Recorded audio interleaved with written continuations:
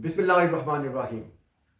अगर आप हज 2026 के लिए तैयारी कर रहे हैं तो शायद आपने भी ये खबर सुन ली होगी कि फ़्लाइट शेड्यूल आ गया है। लेकिन यहाँ एक अहम सवाल पैदा होता है कि क्या सिर्फ फ़्लाइट शेड्यूल आ जाना काफ़ी है। असल मसला ये है कि ज़्यादातर आज़मीन हज यही समझते हैं कि जब शेड्यूल आ गया तो अब सब कुछ वाज़ेह हो गया होगा। हालांकि हकीकत ये है कि इसी मरले पर सबसे ज़्यादा कन्फ्यूजन पैदा होती है। बहुत से लोग दूसरों से पूछना शुरू कर देते हैं कि तुम्हारी फ़्लाइट कब है। कोई कहता है मेरी अप्रैल में है, कोई कहता है मई में है। और फिर लोग ये सोच कर परेशान हो जाते हैं कि शायद मेरे केस में कोई मसला है। इसलिए आज हम इस मौजू को बिल्कुल सादा अंदाज में समझेंगे कि फ़्लाइट शेड्यूल आने के बाद असल में क्या होता है, अपनी फ़्लाइट कहाँ से चेक करें चाहिए और वो आम गलती क्या है जो कि अक्सर हाजी इसी मरले पर कर बैठते हैं और बाद में गैर ज़रूरी परेशानी का सामना करते हैं। इसीलिए वीडियो आखिर तक ज़रूर देखिएगा क्योंकि अहम ताकि कोई अहम बात रह ना जाए। सबसे पहले एक बात समझ लें कि फ़्लाइट शेड्यूल का ऐलान हो जाना सिर्फ एक अमूमी इत्तला होती है।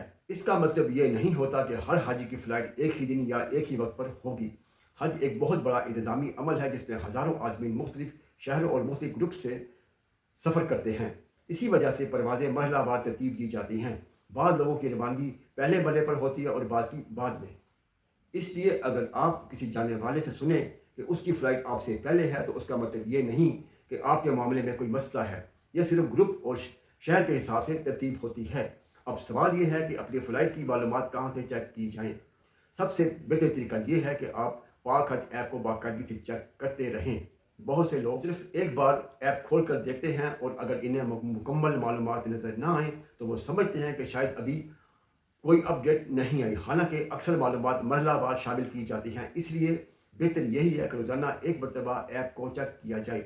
इसके अलावा अगर आप किसी ग्रुप या तंजीम के साथ सफ़र कर रहे हैं तो अपने ग्रुप ऑर्गेनाइज़र से भी रब्ता रखना मुफीद होता है क्योंकि बाज़ औक़ात इब्तदाई मालूमात इन्हें पहले से मौसूल हो जाती हैं। यहाँ एक और अहम बात समझने की ज़रूरत है। आजकल सोशल मीडिया पर बहुत सी खबरें और पोस्टें गर्दिश करती रहती हैं।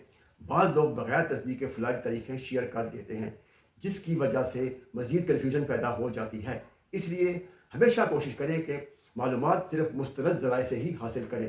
गैर मुसद्दक़ा खबरों पर यकीन करने से अक्सर लोग बिला वजह परेशान हो जाते हैं। फ़्लाइट शेड्यूल आ जाने का मतलब दरअसल ये होता है कि आपके सफ़र का मरहला करीब आ रहा है। इस वक्त सबसे बेहतर चीज़ ये है कि इंसान ज़हनी तौर पर भी ख़ुद को इस सफ़र के लिए तैयार करे। हज सिर्फ एक सफ़र नहीं बल्कि एक रूहानी मौका है जिसके लिए सुकून और तरतीब दोनों ज़रूरी होते हैं।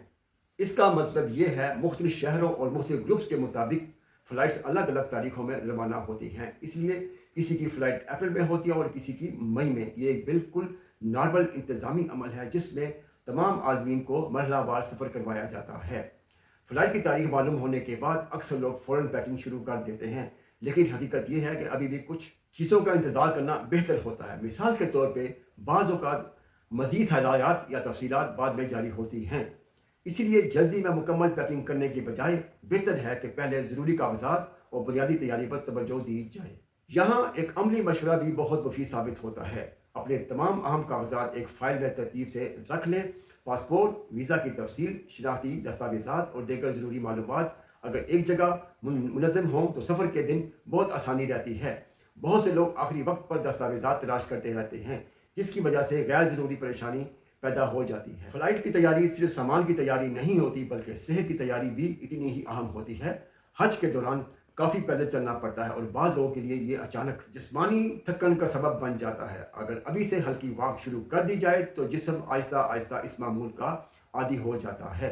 ख़ास तौर पर बुज़ुर्ग अफराद के लिए बहुत मुफीद होता है कि वो सफ़र से पहले अपनी सेहत के हवाले से डॉक्टर से मशवरा कर लें और ज़रूरी अद्वियात साथ रखने की तैयारी करें। अब हम इस गलती की बात करते हैं जो अक्सर लोग इसी मरले पर कर देते हैं। बहुत से आज़मीन फ़्लाइट तारीख मालूम होते ही गैर ज़रूरी ख़रीदारी शुरू कर देते हैं। कोई बहुत ज़्यादा सामान ख़रीद लेता है, कोई ऐसी चीज़ें ले लेता है जिनकी वजह से असल में ज़रूरत नहीं होती। बाद में यही इजाफी सामान सफ़र के दौरान मुश्किल पैदा करता है। याद रखें कि हज का सफ़र सादी का सफ़र है। जितना सामान ज़रूरी होता है इतना रखना बेहतर होता है।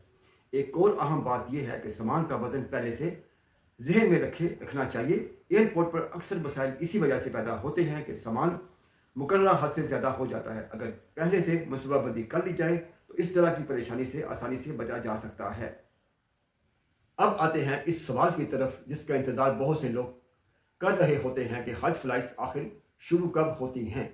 आम तौर पे हज 2026 के लिए आज़मीन हज की परवाज़ों का आगाज़ अप्रैल के वस्त के करीब मुतवक्के होता है और यह सिलसिला मरहलावार मई तक जारी रहता है। और आखिर में एक अहम बात, जब फ़्लाइट की तारीख करीब आती है तो एयरपोर्ट से मुतल्लिक चंद चीज़ों का ख़ास ख्याल रखना चाहिए। दस्तावेज़ात मुकम्मल हों, सामान तरतीब में हो और वक्त से पहले एयरपोर्ट पहुंचने का मंसूबा बनाया जाए। ये छोटी सी एहतियात सफ़र को बहुत आसान बना देती है। अगली वीडियो में हम एक ऐसी बात बताएंगे जो अक्सर लोग रवानगी के दिन तक नहीं जानते और इसी वजह से बाज़ हाजियों को एयरपोर्ट पर गैर ज़रूरी मुश्किलात का सामना करना पड़ जाता है। इसलिए अगर आप चाहते हैं कि आपका सफ़र हज आसान और पुरसकून हो तो अगली वीडियो ज़रूर देखिएगा और चैनल को सब्सक्राइब भी कर लीजिएगा ताकि हर अहम रहनुमाई आप तक बर वक्त पहुँचती रहे। अल्लाह ताला सबको आसान और मकबूल हज नसीब फरमाए। आमीन सुम्मा आमीन। आपसे गुजारिश है कि आपने वीडियो पूरी देखनी है और इसके बाद आपने आमीन का लफ्ज़ ज़रूर इस कमेंट बॉक्स में लिख देना है ताकि आपका लिखा हुआ आमीन दूसरों के लिए बेशुमार फ़ायदेमंद साबित होगा।